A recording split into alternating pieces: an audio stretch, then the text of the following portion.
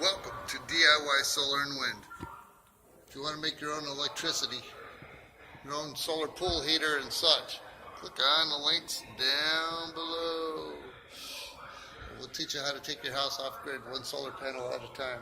Today I'm at Gilmore's Car Museum. This is 1914 International Highwheeler Model MW. Simple and practical for rural owners. Factory price unknown. 20 horsepower. It's a cool looking truck.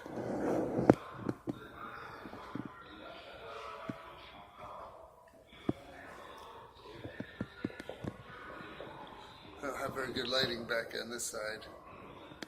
Look at these big wheels. Pretty darn neat. Fruit and vegetables. And a tarp comes down for the rainy days. Not much there, huh? Where's your radio at? Might want to light your lanterns for nighttime. Look at that horn. Squeeze that horn. Ooga, ooga. I love this stuff.